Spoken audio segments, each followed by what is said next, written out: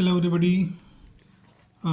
आज हम कक्षा 10वीं हाई स्कूल परीक्षा 2026 इसकी जो बेसिक गणित का पेपर है उसके जो ऑब्जेक्टिव उनका सॉल्यूशन देखते हैं। देखिए, इसमें सबसे पहला प्रश्न है सही विकल्प चुनकर लिखिए। तो जो पहला प्रश्न है वो कहता है रैखिक बहुपद ए एक्स प्लस बी और ए बराबर नहीं ज़ीरो का शून्यक है। ठीक है, तो जब आप इसको हल करेंगे तो ए एक्स प्लस बी बराबर हम जीरो लेंगे तो एक्स बराबर आपको माइनस बी बटे ए मिलेगा। तो इसका जो उत्तर है वो कौन सा है? माइनस बी बटे ए, जो कि सी ऑप्शन में दिया हुआ है यहाँ पर। ऐसे ही दूसरा प्रश्न आप देखिए कि दो सहभाज्य संख्याओं का एचसीएफ कितना होता है। तो सहभाज्य संख्याओं का एचसीएफ जो होता है 1 होता है ना। सहभाज्य संख्या कौन सी? जैसे 7 और 8, 8 और 9। ठीक है, ये सहभाज्य है, मतलब इनमें जो कॉमन फैक्टर है वो क्या है? केवल एक है। ठीक है, एचसीएफ इनका एक होता है। तो ऐसी सभी संख्याएं जिनका एचसीएफ एक होता है वे सहभाज्य कहलाती है।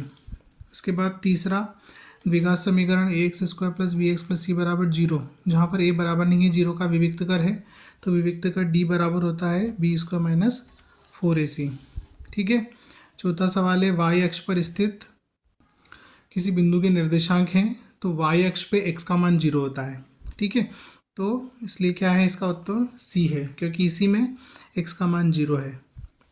पांचवा प्रश्न है साइन 30 डिग्री का मान पूछा है। तो साइन 30 डिग्री का जो मान होता है वो 1/2 होता है। ठीक है, फिर सवाल नंबर 6 है बाह्य बिंदु से वृत्त पर खींची गई स्पर्श रेखाओं की संख्या होती है। तो बाह्य बिंदु से वृत्त पर अधिकतम 2 स्पर्श रेखाएं खींच सकते हैं। ठीक है, अब आइए दूसरा प्रश्न देखते हैं। रिक्त स्थानों की पूर्ति करना है। इसमें पहला प्रश्न दिया है त्रिघात बहुपद के शून्यकों की अधिकतम संख्या। तो त्रिघात बहुपद के शून्यकों की अधिकतम संख्या 3 हो सकती है। ठीक है, दूसरा है एपी जो है -3, -1/2, 2 का सार्वंतर लिखना है। तो सार्वंतर में क्या है? हम दूसरे पद में से पहला पद घटाएंगे तो आपको मिलेगा 5/2। मतलब इसका सार्वंतर जो है वो कितना है? 5/2 कहें या इसको 2.5 कहें, एक ही बात है।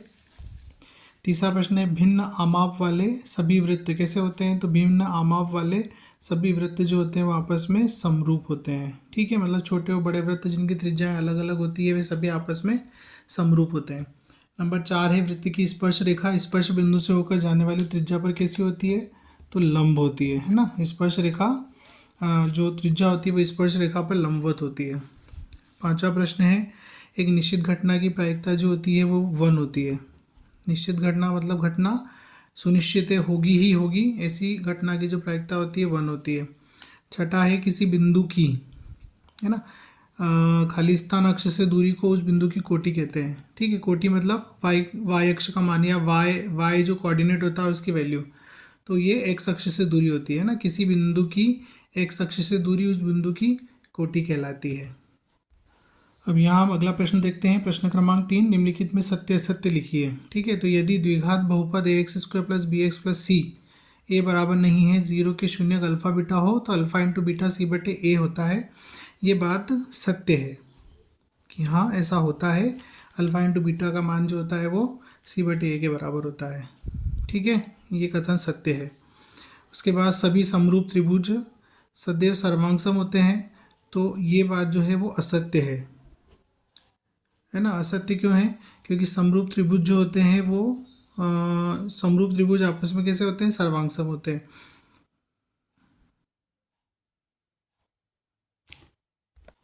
हाँ, अर्थात मतलब जो समरूप त्रिभुज होते हैं वो सर्वांगसम हो ये आवश्यक नहीं है। सर्वांगसम होने के लिए त्रिभुज जो होते हैं उनकी भुजाएं बराबर होना चाहिए, लेकिन समरूप में भुजाएं बराबर नहीं बल्कि अनुपातिक होती है।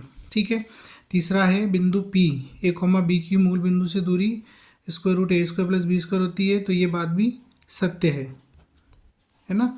उसके बाद में चौथा है देखी गई वस्तु का उन्नयन कोण दृष्टि रेखा और क्षैतिज रेखा से बना कोण होता है जबकि ये क्षैतिज स्तर से ऊपर होता है। तो ये कथन भी क्या है? सत्य है। ठीक है, फिर त्रिज्या r वाले वृत्त की परिधि पाई आर स्क्वायर होती है। तो ये कथन जो है वो असत्य है, क्योंकि पाई आर स्क्वायर तो क्षेत्रफल होता है जबकि यहाँ पे परिधि की बात की गई है।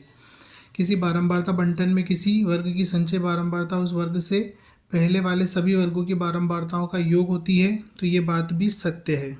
ठीक है, जब हम संचय बारंबारता निकालते हैं तो उन बारंबारताओं को एक एक करके जोड़ते जाते हैं तो हमको मिलती जाती है। अब आइए चौथा प्रश्न देखते हैं। सही जोड़ी मिलाइए। ठीक है, तो इसमें पहला प्रश्न है कॉस ए इंटू सेक ए का मान क्या होता है। तो हम जानते हैं कि कॉस और सेक आपस में इन्वर्स फंक्शन होते हैं। ठीक है, तो जब कॉस को हम 1/सेक लिखेंगे तो सेक से सेक कैंसिल होकर आपको क्या मिल जाएगा, 1 मिल जाएगा। तो जो ई वाला ऑप्शन है 1, ये इसका सही उत्तर है। ठीक है, तो जो आपका पहला है उसका ई है। उसके बाद में दूसरा, घन का संपूर्ण पृष्ठीय क्षेत्रफल। तो घन के 6 पृष्ठ होते हैं, सभी पृष्ठ बराबर होते हैं और प्रत्येक पृष्ठ का क्षेत्रफल ए स्क्वायर होता है। तो ऐसे 6 पृष्ठ का कुल मिला के क्षेत्रफल 6a स्क्वायर हो गया। तो इसका दूसरे का जो उत्तर है वो एफ है। फिर तीसरा, कोण थीटा वाले वृत्त के त्रिज्यखंड का क्षेत्रफल। तो त्रिज्यखंड का क्षेत्रफल जो होता है वो पाई आर स्क्वायर इंटू थीटा बटे 360 होता है। ये डी वाला ऑप्शन है। चौथा, tan 30 डिग्री की वैल्यू 1/√3 होती है। ये बहुत बार हमने टेबल में पढ़ी है, ट्रिग्नोमेट्रिक टेबल में। पांचवा है, एक वृत्तीय क्षेत्र या चक्ति का क्षेत्रफल क्या होता है। तो पाई आर स्क्वायर होता है। ठीक है, पहला ए वाला जो है इसका सही उत्तर है, क्षेत्रफल वृत्त का। छठा है अर्धगोले का आयतन। तो अर्धगोले का आयतन जो होता है वो होता है 2/3 पाई आर की घात 3। ये सी वाला ऑप्शन इसका सही ऑप्शन है। तो ये सही जोड़ी हो गई।